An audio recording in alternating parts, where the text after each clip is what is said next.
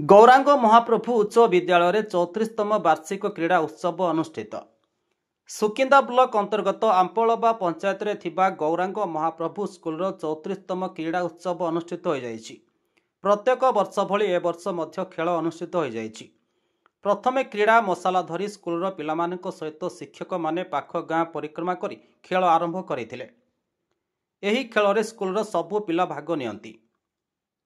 एही खेल रे 100 मीटर 200 मीटर दौड़ हाई जंप लंब जंप म्यूजिक चेयर आहुरी विभिन्न खेल रही।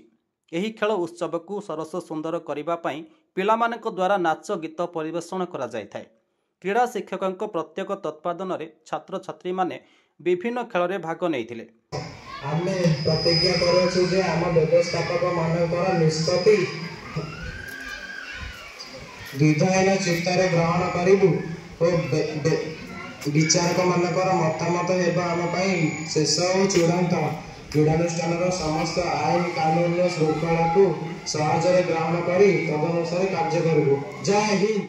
एही कार्यक्रम रे अतिथि भावे पल्लीकवि लवंगलता परिडा, आंपलबा पंचायत सरपंच नवज्योति साहू, शिक्षाविद अंकुर कुमार मल्लिक, पूर्वतन सभापति प्रहलाद मल्लिक, शिक्षाविद गणेश्वर साहू, प्रधान शिक्षक नकुल चरण जेना, विजय कुमार दास उपस्थित थिबा बेले क्रीड़ा शिक्षक कालंदी चरण साहू खेल परिचालना करिथिबा बेले भरत चंद्र बेहेरा, प्रशांत कुमार मिश्र, अर्जुन चरण नायक, विपिन बिहारी महाराणा सहयोग करथिले। एही क्रीड़ा उत्सवटी को सफलमंडित करबा पई विद्यालयर समस्त शिक्षक शिक्षयित्री छात्र छात्री माने सहयोग करथिले।